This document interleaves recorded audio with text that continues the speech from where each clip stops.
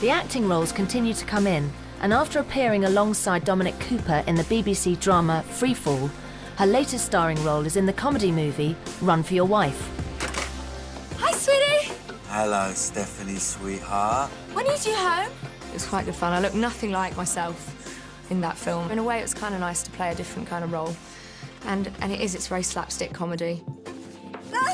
I'd either like to see myself doing comedy, real comedy, or a complete thriller or a horror, because I kind of like the real dark side of me as well. In 2005, the third album, Chemistry, was released, bagging yet more hits for the girls. This platinum-selling album stacked their total up to an impressive 12 top 10s. By 2004, the girls were ready to take their show on the road and had completed 5 sellout tours to date. The thing that I love the most is definitely touring. That intimate feeling with your fans, it's the best feeling. It's like, how am I allowed to do this? How did I get this lucky to be able to do that?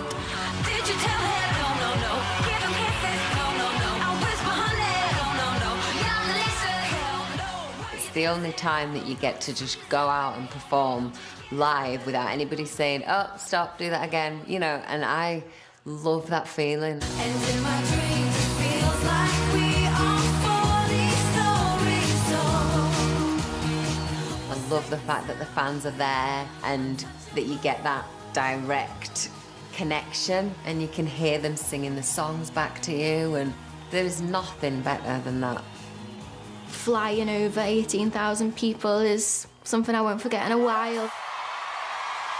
That's the best thing about flying out. You can see all of you so close up. It's actually quite nice to see some faces. Hello! To have them that close, you can feel their energy, you can hear them singing the songs. It's what I do it for.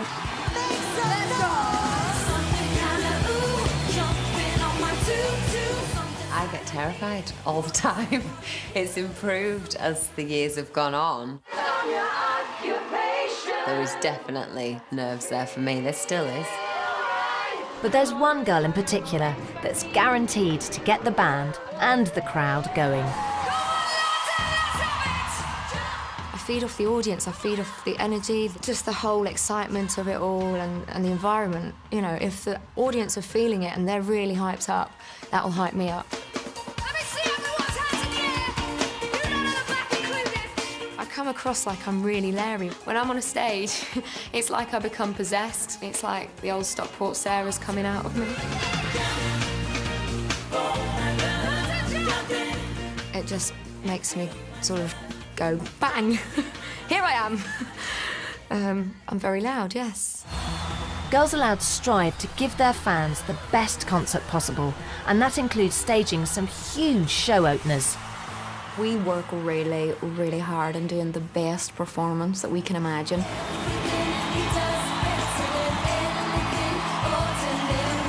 But sometimes crowd-pleasing comes at a price. The beginning of The Promise, when we started from the floor and we went up on these risers that got thinner and thinner, you know, as you got to the top, my knees started to give way. So I'm like standing on top of this, what feels like 2 inches you're standing on. And I'm physically falling, and I was supposed to be singing, giving up, just looking into, but instead of that, I went, somebody needs to help me! I need to get down, help! Nadine faced her fears, and along with her bandmates, made one of their most impressive entrances to date.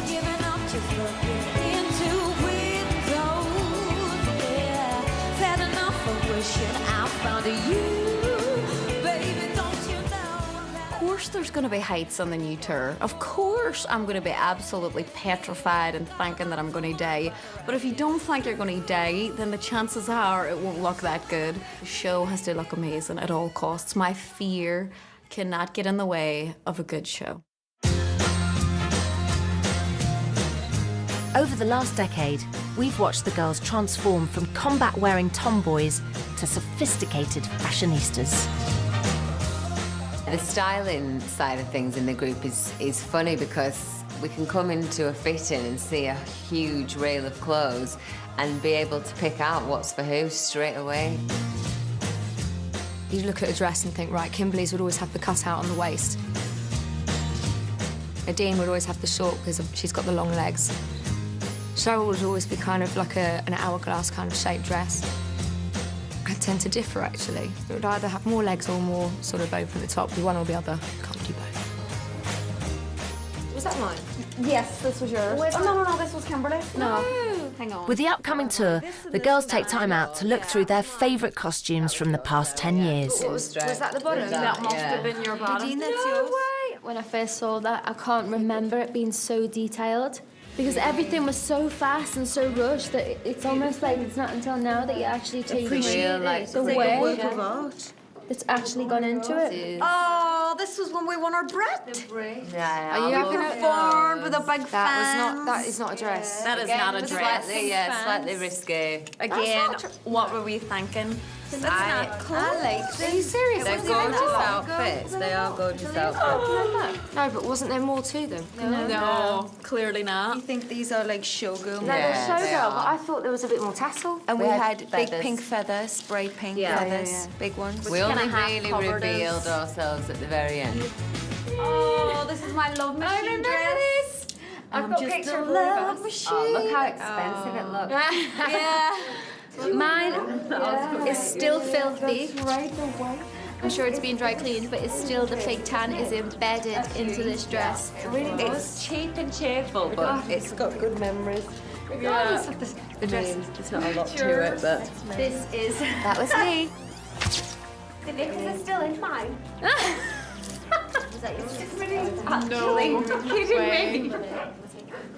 Kimberly. I'm horrified.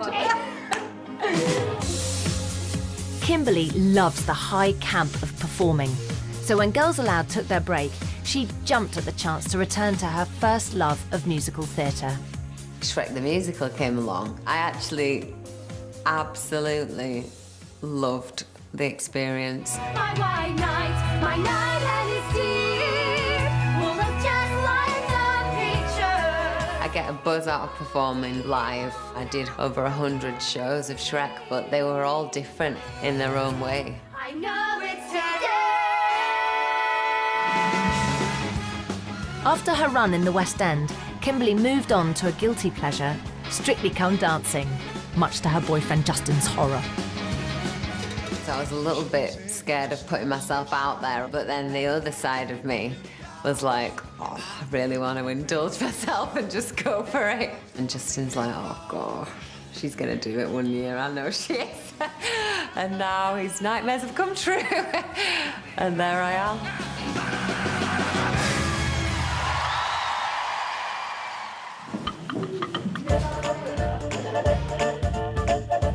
Kimberly's latest venture has combined her love of the theatre and the recording studio.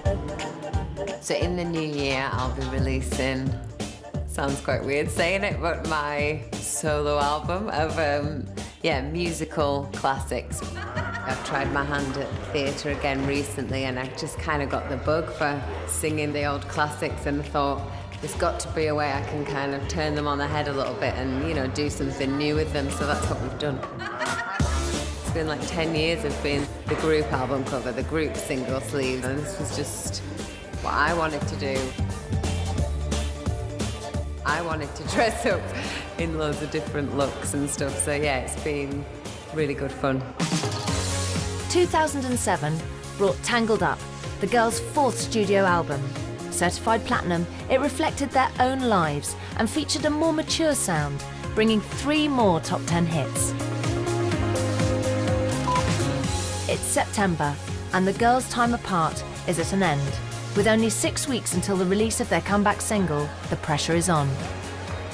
It wouldn't be Girls Aloud if it wasn't mayhem.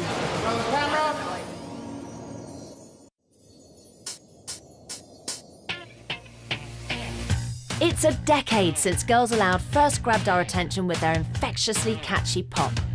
Now, after a break, the girls are back. And for Nadine, that means commuting from her home in LA to the UK. And when she's not with the girls, Nadine lives in the States, running the family business a bar and restaurant on legendary Sunset Beach. So here we are in Nadine's Irish Mist in Sunset Beach. I haven't been here for a while, so it's like a homecoming. I've been in London with the girls. And it's just, you know, such a huge part of my life to be able to see my family having such a good time. And people in Sunset Beach don't know Girls Aloud. So it's just, oh, you're Nadine, who owns Nadine's. Cheers, yes. I've actually had people tell me about this Nadine person that as a pop star, but they're talking to me, telling me about myself, and I'm like, really? Oh my God. Whilst the band were taking their break, Nadine decided to expand her business empire and open her very own music label, Black Pen Records. I saw your face and that was me. I signed myself to it as an artist. I done everything. I done my own marketing. I was like, okay, I wrote the album, I produced the album, and I released one single.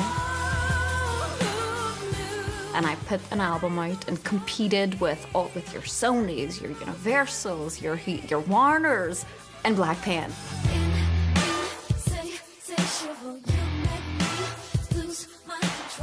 I have never been more stressed out in my entire life. I wanted to take a break when Girls Aloud had stopped, so now I'm going to go back to the beach and concentrate on being a businesswoman and trying to do things over, that are not music orientated whilst lying on the beach. The lifestyle between living in London and then coming here, and I mean, this is the Pacific Ocean. Your next stop is Hawaii. I had never really thought of myself as kind of a beach girl. I may have thought I'm a city girl, but I'm both. But this, to me, there's just something so special about living so near to a beach and having the water nearby. It's amazing. Look at this. This is just a regular afternoon just here in California. Look at the sunset. It's beautiful. 2008 saw the release of their fifth album, the double platinum Out of Control, giving the band their most successful track to date. But in true Girls Aloud style, it was never going to be easy. We had to fight for The Promise to be the first single off the last album. 1, 2, 3, 4. Everything he does better than anything ordinary. The label didn't want it to be that, they wanted it to be something else, and we all felt so strongly about it. We just knew when we heard that track it was going to be a hit. My spidey sense was going crazy. You're gonna make me love you.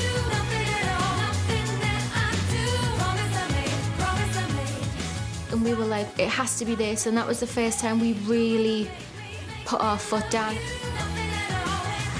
I had just flown back in from LA, and they were saying it must be this other song.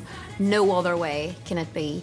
And I was like, okay, so there's no point in me sitting in this photo shoot. If we're not doing The Promise first, I may as well just fly back to LA right now. And yeah, about 45 minutes later, we were doing The Promise was our first single. I was like, okay, hair, makeup, work away. I felt like women loved it. They loved the glamour of it. It was a real strong girls moment. It's a great song. I remember someone saying that The Promise was like, oh, pop suicide, and we were like, oh, please. And then it went straight in at #1, then the album was at #1, and then we won a Brit with The Promise, so we were like, So the girls were proved right, and 6 months later, they were the toast of the Brits. The performance was just so camp. It was absolutely brilliant. Those Pink fans at the beginning, and us just terrified we were going to stack it down those stairs. I was shaking coming down those stairs. Another thing that girls hate to do is walk up and down stairs on a performance in their heels. And yeah, we were shaking. But I think we managed to pull it off.